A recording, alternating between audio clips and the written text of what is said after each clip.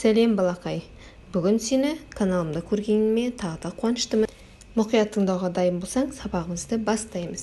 Бүгінгі сабағымыздың тақырыбы дыбыс аулада. Дыбыстар деп аталынады. Балақай, мына суретке назар аударшы. Бұл суреттен нені көріп тұрсың? Бұл суреттен ауладағы үй жануарларын көрсек болады. Бұл жерде құстар да бар.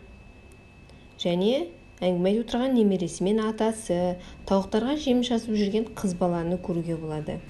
Келесі мына видеоға назар аударып, үй жануарларының дыбыстарын тыңдайық.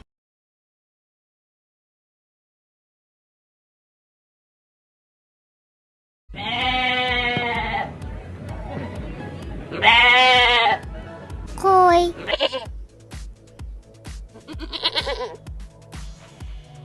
Ешкі.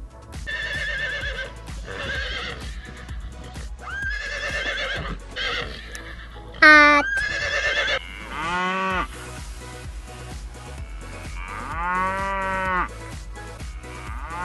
Сиыр.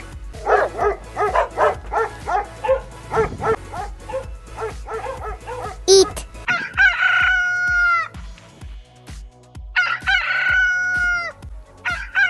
Әтеш.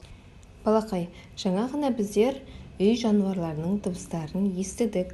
Әр жануардың өзіне тән дыбысы бар.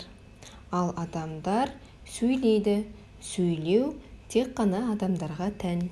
Балақай, ендеше осы сурет бойынша астында берілген сызбаға сәйкес сөйлем құрайық. Сұраулы сөйлем және хабарлы сөйлем. Мысалға мынадай болуы мүмкін. Айнаш тауықтарға не шашты? Жем шашты. Балақай, біздің құрастырған сөйлеміміз сызбадағы торкөздермен сай болу керек. Өйткені бұл торкөз әрбіреуі бір сөз дегенді білдіреді. Балақай, енді мына суреттерге қарайық. Бұл жерде суретте нені көріп тұрмыз? Бірінші сурет бойынша қыз баланы көріп тұрмыз. Ол аяқ астындағы келе жатқан тышқаннан қорықты, иә? Қорыққан кезде сен қандай дыбыс шығарасың? Деген дыбыс шығарды. Ал екінші суреттен ойыншықтармен ойнап отырған балақайды көреміз. Ол ұшағын деп ұшырды. Балақай, бұның барлығы тіл дыбыстары болып табылады. Біздер оларды айтамыз және құлағымызбен естиміз. Жануарлар да дыбыс шығарады, бірақ олар сөйлей алмайды. Сөйлеу тек қана адамдарға тән. Біздер сөйлеген кезде соны дыбыс арқылы шығарамыз. Балақай, осымен бүгінгі ауладағы дыбыстар тақырыбына сабағымыз аяқталды.